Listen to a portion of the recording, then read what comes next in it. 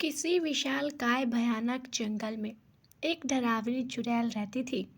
ये चुड़ैल बहुत खतरनाक थी, लेकिन बिना किसी कसूर के ये किसी को भी नुकसान नहीं पहुंचाती थी। ये थी तो भयानक चुड़ैल, लेकिन दिल की बहुत अच्छी थी। वो अक्सर अपने रूप बदलकर गांवों में घूमा करती थी। वो कोई भी रूप आसानी से बदल लेती थी। किसी को भनक तक नहीं था कि वो इंसान नहीं है। कभी कभी तो वो छोटे बच्चे का रूप लेकर गांव के बच्चों के साथ खेला करती थी। उसी गांव में एक तांत्रिक रहता था जिसका नाम भैरव था। भैरव को तांत्रिक विद्या और शास्त्र विद्या की काफ़ी ज्ञान था।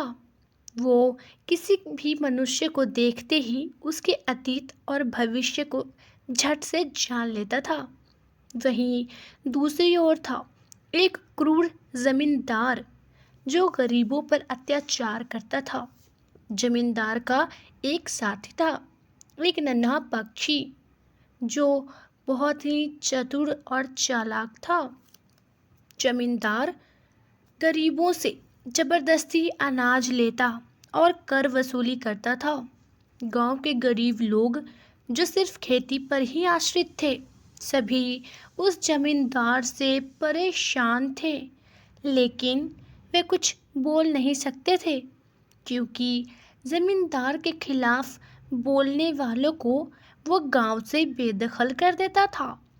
इधर चुड़ैल जो मगन में मस्त रहती थी, एक दिन एक औरत का रूप लेकर गांव में घूमने निकली। जब वो जंगल की ओर लौट रही थी, तभी उसकी मुलाकात भैरव जो तांत्रिक था उससे हो जाती है। भैरव एक नज़र में ही उस चुड़ैल को पहचान लेता है और तंत्र से उसी जगह बिठाकर जमा देता है। तांत्रिक ने गांव वालों को इकट्ठा किया और उस चुड़ैल के बारे में बताया।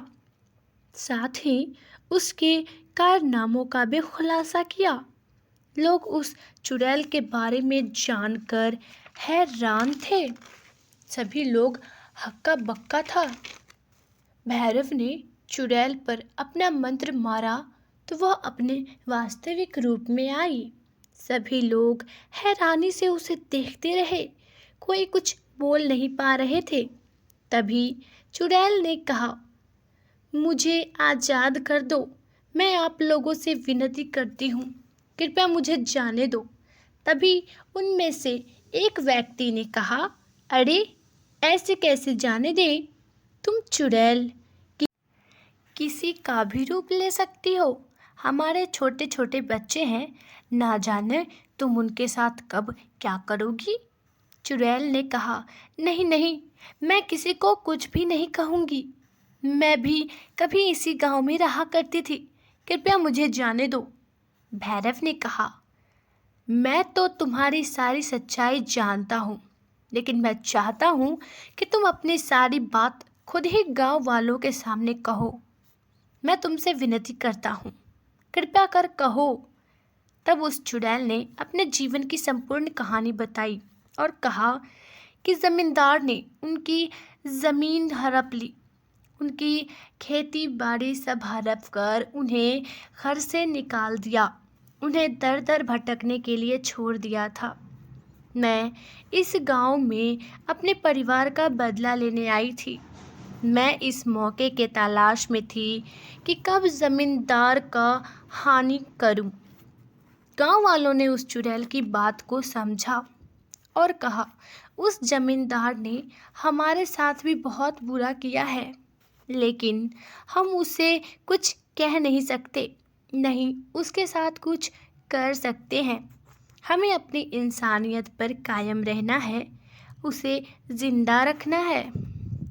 लेकिन उसने जितना हमें तरपाया है, हम उतना ही उसको सबक सिखाएंगे।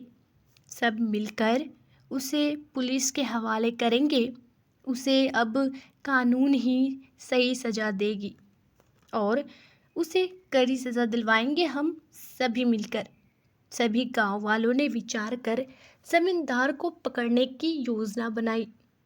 जमींदार को योजना की भनक लग गई, ऐसे कि उसकी पक्षी जो उसके साथ हमेशा रहती थी, उसने गांव वालों की सारी बातें सुन ली थी और जाकर उस जमींदार को सारी बात बता दी थी। जमींदार रातों रात गांव से भाग गया और जंगल में जाकर छिप गया। इधर गांव वाले हर जगह उसे ढूंढ रहे थे। चुड़ैल ने अपनी शक्तियों की मदद से ये पता कर लिया कि जमींदार जंगल के अंदर छिपा हुआ है। चुड़ैल उस जमींदार के पास पहुंच जाती है और उसे गांव वालों के सामने लाती है और गांव वालों ने उस जमींदार को पुलिस के हवाले कर दिया। उस जमींदार को पुलिस पकड़कर जेल ले गई। अब उस चुड़ैल को आज़ादी मिल गया और वो सदा के लिए मुक्त हो गई। सभी गांव वाले भी जमींदार की क्रूरता से मुक्त हुए और अपनी किसानी अच्छी तरीके से करने लगे। अपना जीवन हंसी खुशी से व्यापन करने लगे। इस कहानी का मुख्य ज्ञान ये था कि हमें किसी के साथ भी बुरा नहीं करना चाहिए। हम आज किसी के साथ एक गलत करेंगे तो हमारे साथ 4 गलत होगा। इसलिए हमें सबका सम्मान करना चाहिए और सबके साथ अच्छा व्यवहार करना चाहिए। किसी का भला सोचना चाहिए, ना कि उस पर क्रूरता दिखानी चाहिए, उस पर घमंड दिखाना चाहिए।